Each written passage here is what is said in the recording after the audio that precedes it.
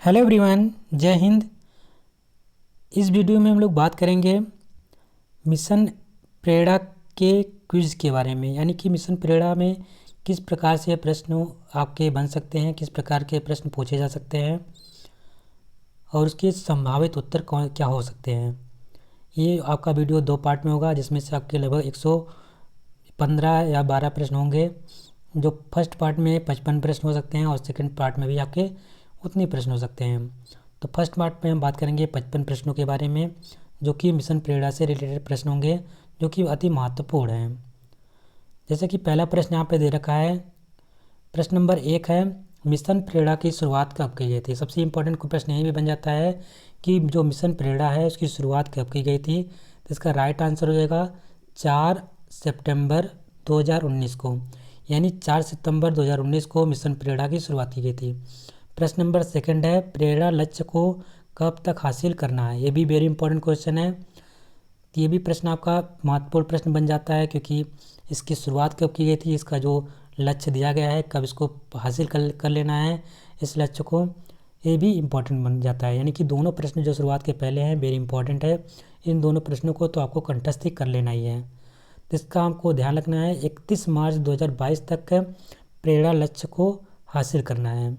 प्रश्न नंबर 3 है, कोई भी विद्यालय प्रेरक कब कहलाएगा। कोई भी विद्यालय प्रेरक कब कहलाएगा। तो इसका उत्तर हो जाएगा जब सभी छात्र प्रेरणा लक्ष्य को हासिल कर लेंगे। जब जितने भी छात्र हैं, जितने भी विद्यार्थी हैं, वो अगर प्रेरणा लक्ष्य को हासिल कर लेते हैं तो वो विद्यालय क्या कहलाता है, प्रेरक विद्यालय कहलाएगा।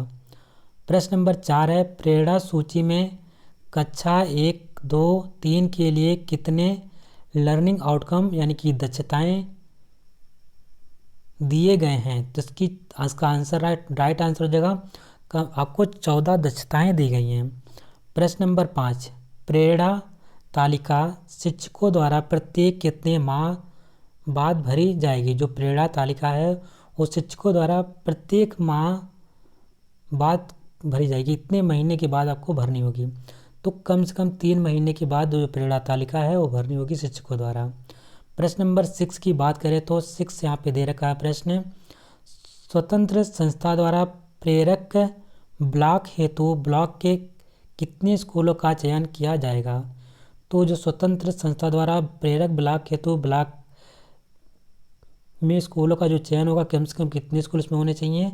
तो स्कूलों की संख्या 20 होनी चाहिए। गणित सिखाने का क्रम क्या है।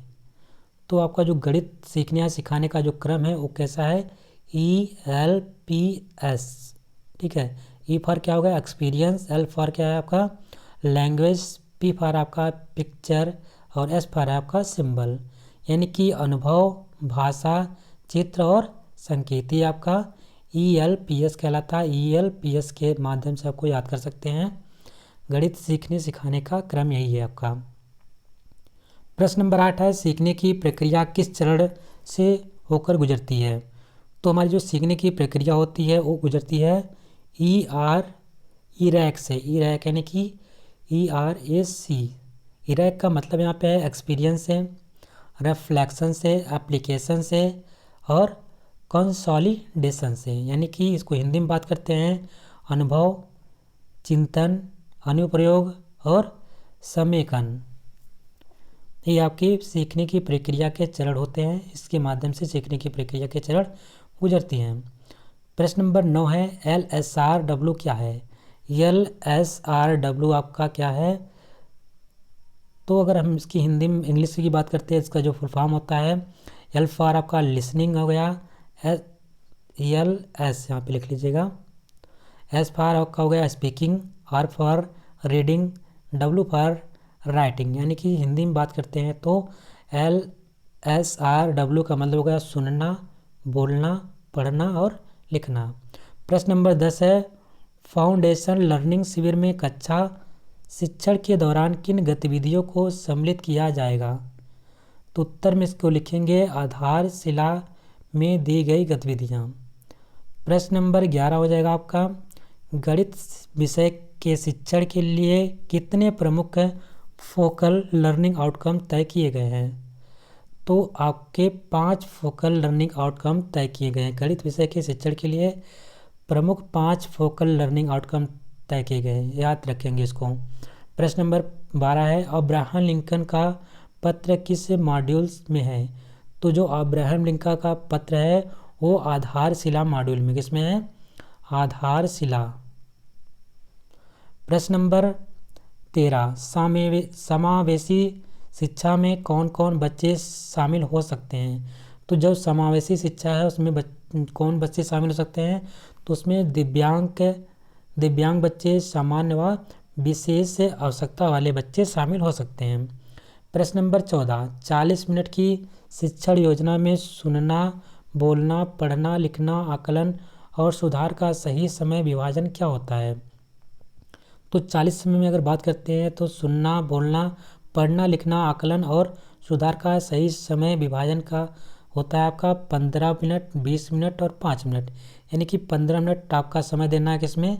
सुनने और बोलने में। 20 मिनट आपको समय देना है पढ़ने और लिखने में, और 5 मिनट आपका समय देना है आकलन और सुधार में। प्रश्न नंबर 15, सीखना किस प्रकार की प्रक्रिया है?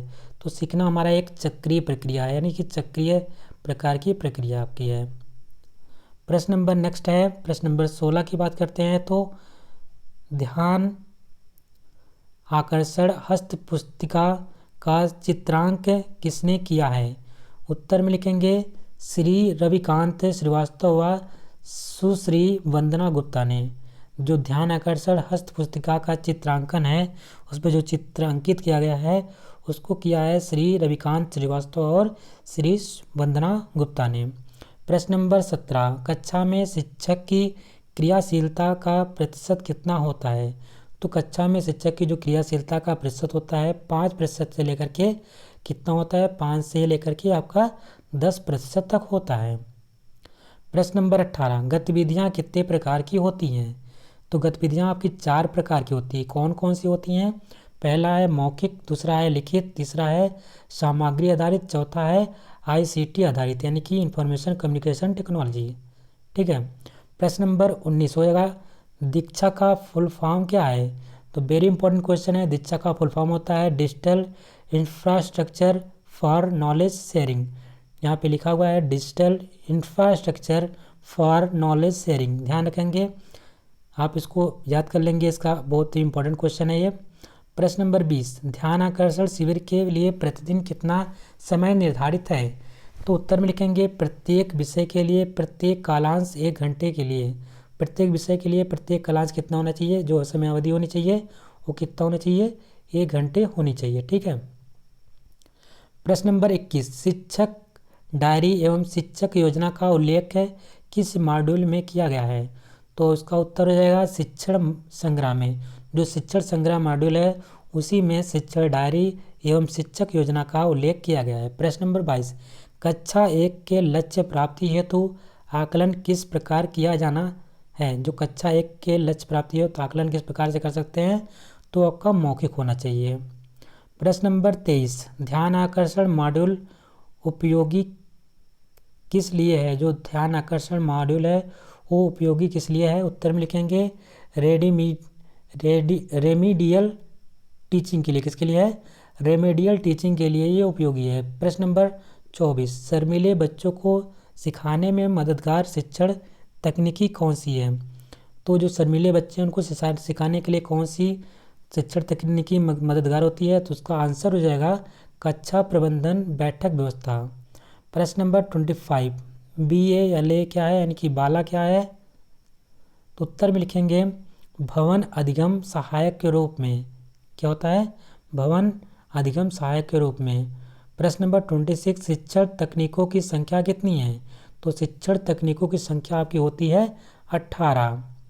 प्रश्न नंबर 27, ई पाठशाला का फेज 2 कब प्रारंभ हुआ? Very important question. तो आपको ध्यान रखना है 21 सितंबर यानी कि 21 सितंबर 2020 को 21 सितंबर 2020 को ई पाठशाला का फेज 2 प्रारंभ हुआ था। प्रश्न नंबर 28, एक शिक्षक के लिए स्वमार्गदर्शिका कौन सी पुस्तक होती है? एक शिक्षक के लिए स्वमार्गदर्शिका उसकी कौन सी पुस्तक होती है? तो शिक्षक डायरी होती है। स्वयं मार्गदर्शित करने वाली पुस्तक का नाम है शिक्षक डायरी। प्रश्न नंबर 19, NAS क्या है, इसका फुल फॉर्म क्या है, ये आपको बताना है। तो उत्तर इसका हो जाएगा NAS का फुल फॉर्म होता है नेशनल अचीवमेंट सर्वे। क्या है? नेशनल अचीवमेंट सर्वे। यानी कि आपको ध्यान रखना है NSA का फुल फॉर्म क्या होता है, NAS का नेशनल अचीवमेंट सर्वे। प्रश्न नंबर 30, प्रो एन के जंगीरा की पुस्तक का नाम क्या है? प्रो एन के जंगीरा एक कोई व्यक्ति हैं, इनकी पुस्तक का नाम क्या है आपको बताना है। तो उनकी पुस्तक का नाम है प्रभावी शिक्षक। जंगीरा के पुस्तक का नाम है प्रभावी शिक्षक, ध्यान रखेंगे, इंपॉर्टेंट क्वेश्चन है। प्रश्न नंबर 31, NCERT की स्थापना कब हुई थी? वेरी इंपॉर्टेंट क्वेश्चन है, तो आपको ध्यान रखना है 1961 में NCERT की स्थापना हुई थी। प्रश्न नंबर 32, आकलन किन तरीकों से किया जाना चाहिए? तो आकलन हमारे किस प्रकार से हो सकते हैं? हमारा आकलन मौखिक हो सकता है और किस प्रकार से हो सकता है? हमारा आकलन लिखित हो सकता है। तो यानी कि हम दो प्रकार से आकलन कर सकते हैं, एक तो हमारा लिखित हो सकता है, एक हमारा मौखिक हो सकता है। प्रश्न नंबर 33, बच्चे कक्षा के अंदर एवं कक्षा के बाहर आनंदपूर्वक सहज भाव से सीखते हैं, यह कथन किसका है? जो बच्चे होते हैं कक्षा के अंदर और कक्षा के बाहर आनंदपूर्वक सहज भाव से सीखते हैं, ये किसका कथन है? ये कथन है मनीषा त्रिघाटिया का। किसका है? मनीषा त्रिघाटिया का। प्रश्न नंबर 34, प्रेरणा सूची में कक्षा 4-5 के लिए कितने लर्निंग आउटकम यानी कि दक्षताएं दिए गए हैं? तो प्रेरणा सूची में कक्षा 4-5 के लिए 16 दक्षताएं यानी लर्निंग आउटकम दिया गया है। प्रश्न नंबर 35, लर्निंग आउटकम की कितनी श्रेणियां हैं? तो लर्निंग आउटकम की 3 श्रेणियां हैं। कौन कौन सी हैं? केंद्रिक लर्निंग आउटकम पहला, दूसरा है नेस्टेड लर्निंग आउटकम, तीसरा है उप लर्निंग आउटकम। पहले ध्यान रखना है केंद्रीय लर्निंग आउटकम, दूसरा है नेस्टेड लर्निंग आउटकम, तीसरा है उप लर्निंग आउटकम। आधारशिला, प्रश्न नंबर 36, आधारशिला मॉड्यूल में कितने भाग हैं? तो जो आपका आधारशिला मॉड्यूल है उसमें कितने भाग हैं? भागों की संख्या उसमें है 6 भाग है उसमें टोटल। प्रश्न नंबर 37, कक्षा में क्रियान्वयन के आधार पर गतिविधियों के प्रकार कितने होते हैं? तो कक्षा में क्रियान्वयन के आधार पर गतिविधियों के तीन गतिविधियों के आधार हैं। कौन कौन से हैं? एकल है, छोटे समूह हैं और बड़े समूह हैं। यानी कि एकल है आपका, दूसरा आपका छोटे समूह है, तीसरा आपका है बड़े समूह हैं। ठीक है, ये 3 आपके आधार गतिविधियां हैं। प्रश्न नंबर 38, ध्यान आकर्षण मॉड्यूल में कितने भाग हैं? तो दो ध्यान आकर्षण मॉड्यूल में आपके 4 भाग हैं। कितने भाग हैं? 4 भाग हैं। सब इंपॉर्टेंट क्वेश्चन है, सबको आप ध्यानपूर्वक याद कर लीजिएगा। प्रश्न नंबर 39, लर्निंग गैप क्या होता है? तो लर्निंग गैप क्या होता है? जब बच्चों का वास्तविक अधिगम स्तर तथा कक्षानुरूप अधिगम स्तर में अंतर होता है तो वह लर्निंग गैप कहलाता है।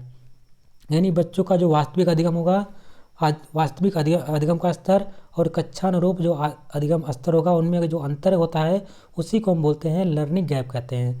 प्रश्न नंबर 40, आरंभिक परीक्षण पत्र में कितने प्रकार के प्रश्न सम्मिलित होते हैं या शामिल होते हैं? तो जो हमारी आरंभिक परीक्षण पत्र होता है उसमें 4 प्रकार के प्रश्न सम्मिलित होते हैं। कौन कौन से हैं? पहला ज्ञानात्मक, जिसको हम नॉलेज बेस्ड कह सकते हैं, दूसरा हमारा बोधात्मक आपका, तीसरा आपका हो जाएगा अनुप्रयोगात्मक एप्लीकेशन और चौथा हो जाएगा तर्कात्मक यानी कि तर्क आधारित या लर्निंग। ठीक है, तो इसमें 4 प्रकार के आरंभिक परीक्षण वाले जो पत्र होते हैं 4 प्रकार के प्रश्न इसमें शामिल होते हैं और प्रश्नों की संख्या इसमें कितनी होती है? 25 होती है। प्रश्न नंबर 41, शिक्षण संग्रह मॉड्यूल में कितने भाग हैं? तो शिक्षण संग्रह मॉड्यूल में आपके 6 भाग हैं। ध्यान रखेंगे कितने भाग हैं? शिक्षण संग्रह मॉड्यूल में आपके 6 भाग हैं। प्रश्न नंबर 42, शिक्षण योजना के मुख्य बिंदु कितने हैं? तो शिक्षण योजना के मुख्य बिंदु कितने हैं? वो भी आपके 6 बिंदु हैं। शिक्षक डायरी में कुल कितने भाग होते हैं? तो शिक्षक डायरी में कुल भागों की संख्या कितनी है? वो आपकी 5 भाग होते हैं। ठीक है, शिक्षक डायरी में आपके 5 भाग होते हैं। प्रश्न नंबर 44, बच्चों का आकलन कैसे किया जाना चाहिए? तो बच्चों का जो आकलन है, बच्चों का आकलन अंक आधारित आकलन किया जाना चाहिए। प्रश्न नंबर 45, मिशन प्रेरणा किस पर आधारित है? तो जो हमारा मिशन प्रेरणा है वो बुनियादी शिक्षा पर आधारित है। किस पर आधारित है? बुनियादी शिक्षा पर आधारित है। प्रश्न नंबर 46, मिशन प्रेरणा का स्लोगन क्या है? वेरी इंपॉर्टेंट क्वेश्चन है, very very very important, 5 star question है, इसको आप ध्यान रखेंगे, 5 स्टार प्रश्न है। मिशन प्रेरणा का स्लोगन क्या है? उत्तर प्रदेश प्रेरक प्रदेश। कैसा है? उत्तर प्रदेश प्रेरक प्रदेश। प्रश्न नंबर 47, शिक्षण अधिगम चक्र का सिद्धांत है। तो जो हमारा शिक्षण अधिगम चक्र का सिद्धांत क्या है? इसका आंसर में लिखेंगे इंट्रोडक्शन यानी कि रोचक प्रस्तावना, प्रैक्टिस यानी कि अभ्यास, असेसमेंट यानी कि आकलन। तो ये आपका शिक्षण अधिगम का चक्र का सिद्धांत होता है। पहले तो आपको रोचक प्रस्तावना, दूसरा आपका चक्र में आएगा अभ्यास, तीसरा आपका आकलन यानी कि असेसमेंट।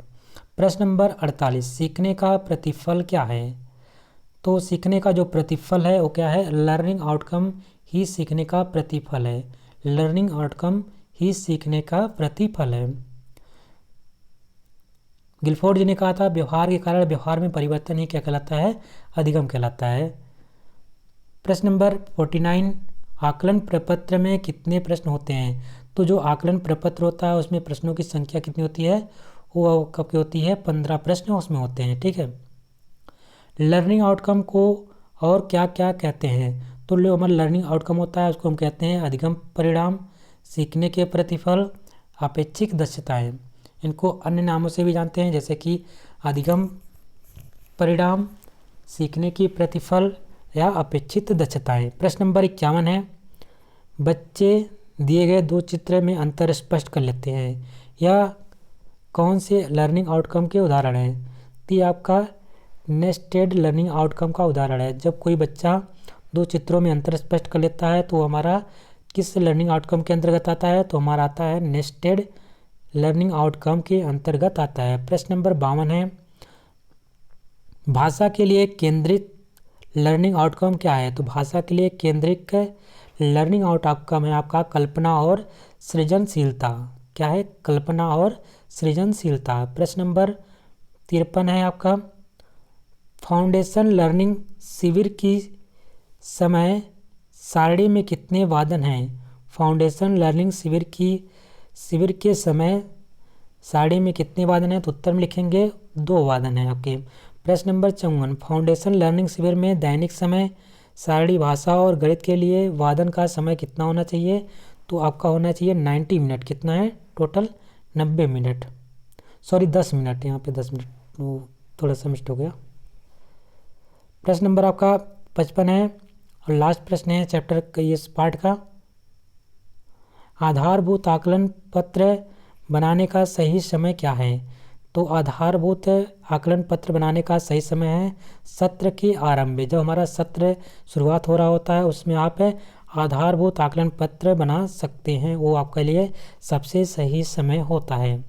इस प्रकार से ये फर्स्ट पार्ट में आपका मिशन प्रेरणा 21 से रिलेटेड 50 प्रश्नों को आपने देखा जो कि अति महत्वपूर्ण प्रश्न थे। और अगर आपको ये वीडियो पसंद आई हो तो उसको लाइक करिएगा, चैनल पर नए होंगे तो चैनल को सब्सक्राइब कर लीजिएगा। मिलते हैं नेक्स्ट वीडियो में नेक्स्ट पार्ट के साथ, तब तक के लिए नमस्कार, जय हिंद।